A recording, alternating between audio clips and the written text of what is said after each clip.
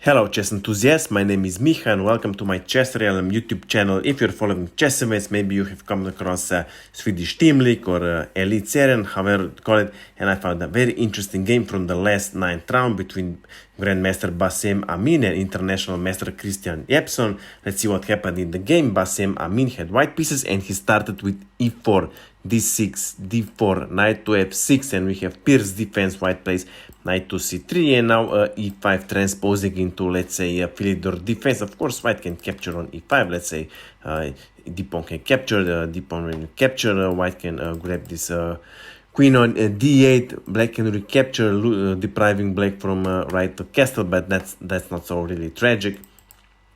So in the game, white plays knight to f3, double attack on this knight on e5, so black defends with knight from b goes to d7, bishop goes to e2, bishop to e7, and now g4 was played already in the 7th move, very bold move, sacrificing his g-pawn. Of course, if black captures on g4, we have rook to g1. Now, this knight on g4 cannot be successfully protected, and if once it is gone, white can simply capture this pawn on g7. Not that it's a winning position for white, but still maybe not what black was hoping for. So in the game, black plays h6, preventing this immediate g5 pawn push, and white plays rook goes to g1. So white is very serious about it, threatening with h4, later with g5. So black plays c6. Of course, clearing this c7 square, preparing queen to b6, targeting this pawn on b2, or maybe even queen to a5, targeting this knight on c3. Anyway, white is very serious about his kingside attack, so h4 was played, threatening with g5. And already in the 8th move, black has to be careful, and maybe the best option for black would simply be knight to f8. Keeping his knight on the king side, protecting his king, and also clearing, wait for his light square bishop, targeting this pawn on g4. Even if white would play g5 after h-pawn captures, h-pawn recaptures, knight could go to g4 where it's protected and would successfully close the files here. So here black would be more or less safe. But in the game, black makes the first in the series of mistakes and plays g6, weakening his pawn structure on the king side. And of course, white grabbed the opportunity. g5 was played, attacking both knight and pawn on h6. So black captures a pawn on g5, h-pawn recaptures, and now knight goes to h5. So black has closed all the files and he's safe, or so he thinks. Anyway, white develops further, bishop to e3 was played, and now queen goes to c7, rook to h1, x-raying this rook on h8, and now black plays b5, threatening with b4, attacking this knight on c3, who doesn't have actually any good square to retreat. So white plays a3, preventing this immediate b4 pawn push. Well, yeah, black could try with further reinforcing this b4 square. Well, actually, even if black plays f5 after b4, white can capture, and black can't recapture because then this rook is for free. So black would have to give up another tempo in order to say protect his rook. So in the game, black doesn't go for it. a6 was played anyway, and now white plays knight goes to d2. So we have this attack on h5, who is 3 times attacked, 2 times defended. So black cannot remove his knight from h5 because then rook on h8 is for free. And of course, once this knight is going to be captured, black is going to lose a pawn. So black plays queen to d8, double attack on this pawn on g5, who is 1 times protected. So if white gains a pawn here on h5, black intends to retreat it. But white plays bishop to h5 anyway. And of course, g-pawn recaptures, rook captures on h5. If rook captures on h5, queen recaptures, and now this pawn on g5 is 2 times attacked, 2 times defended. So black plays rook goes to g8, and now this pawn on g5 is 3 times attacked, 2 times defended. So white again defends it with knight to f3. Now this pawn is 3 times protected. And maybe here was the last chance for black to somehow provide some sort of counterplay, because black is in a very difficult position, and maybe the best option would simply be, let's say, clearing this knight for d7, maybe b6, or maybe even, let's say, knight to f8, threatening with the bishop to g4, attacking both knight and rook on h5. Of course, material is equal. Yeah, white is a pawn up, but black has a bishop pair, and maybe would have chances to, let's say, provide some sort of counterplay. But in the game, black makes another mistake and plays queen to c7, again losing another tempo. And now white grabbed the opportunity playing d5, attacking this pawn on c6. Of course, black can capture this pawn on d5, but then knight recaptures and is a very strong outpost here on d5, targeting this queen on c7. Queen, let's say, goes to d8. White will probably play queen to d3, and black is totally stuck now, cannot actually develop. Anyhow, knight cannot go to b6 because b6 square is 2 times protected, and even if black tries with, let's say, rook to b8, trying to play this knight to b6, white would probably first castle queen side, and even after a knight to b6, white would play g6. Even if black captures on gc, we have rook to h7, targeting this bishop on e7, and even if black eliminates this knight on d5, we have queen to e5, targeting this rook on g8, and even if rook goes to f8, then we have knight to e5 is a killer move, of course, targeting this pawn on g6. But if, for example, d pawn captures on e5, we have queen to c6, discover attack on the king and also on the queen. Even if black defends with bishop to d7, queen to g6 check, and now black can play rook to f7. After queen to f7 is checkmate. Now there are a lot of ifs here, there are a lot of sub variations, but in all of them black is lost. So the bottom line is,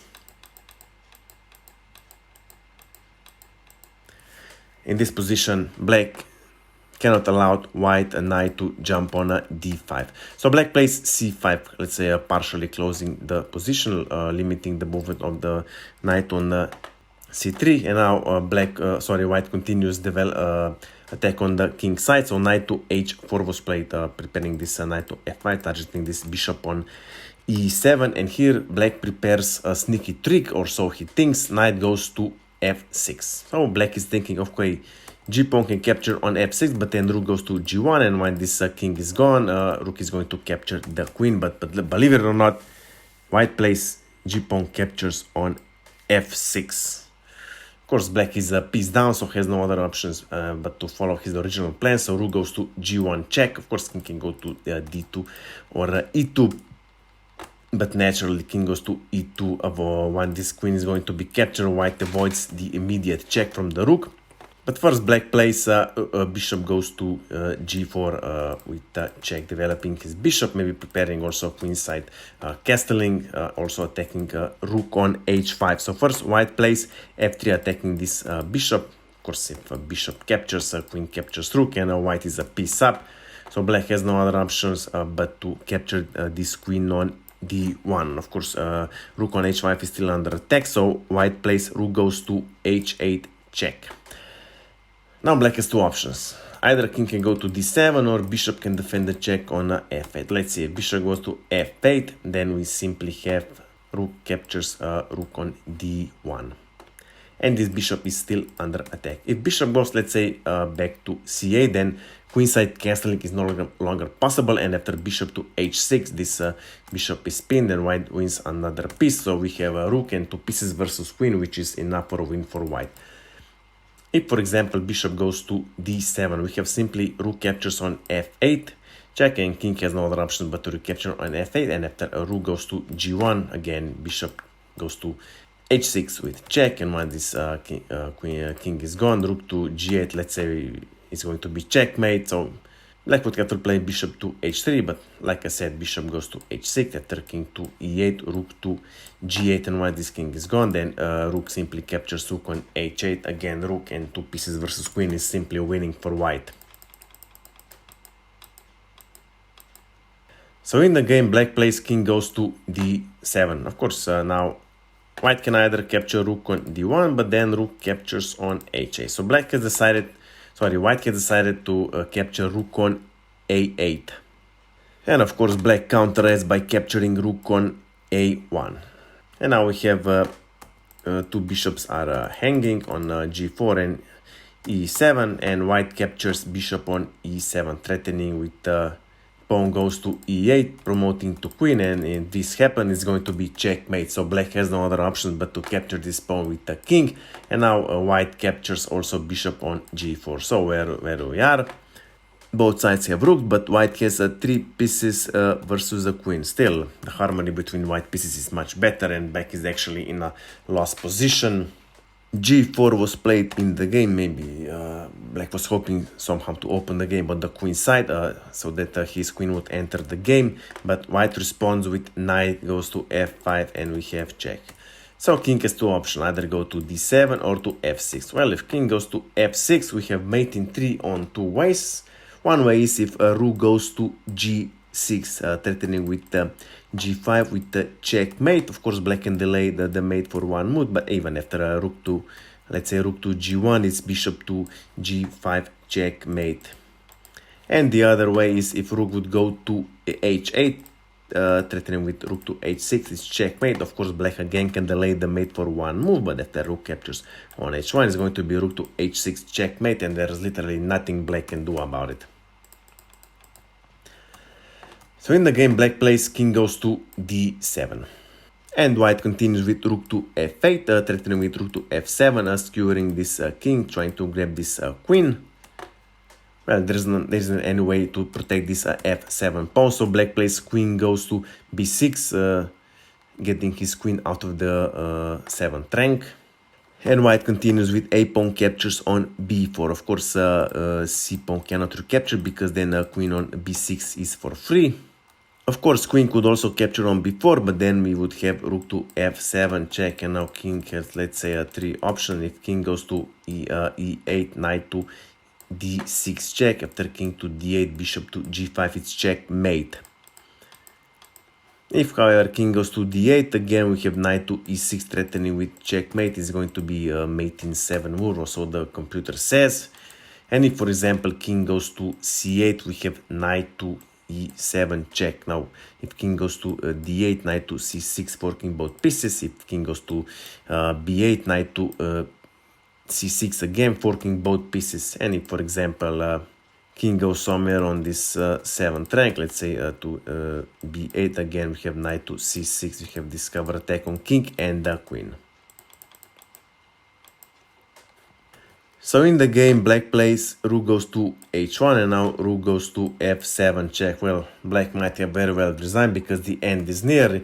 In all variations in the game, black plays king goes to e8, and now we have spectacular deflection. Rook goes to b7, attacking rook queen on b6. Of course, if queen captures on b7, we have knight to d6, forking both king and the queen, and we would have 3 pieces versus rook, which is enough for a victory.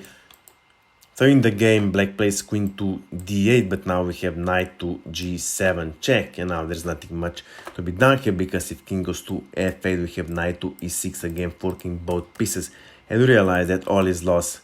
In this position, Christian Jepson resigned the game. So I hope you like this game. I hope you have learned something from it. If you have any questions, my email is below in the description. Of course, I invite you to visit my Instagram page. That's it for now, and see you soon.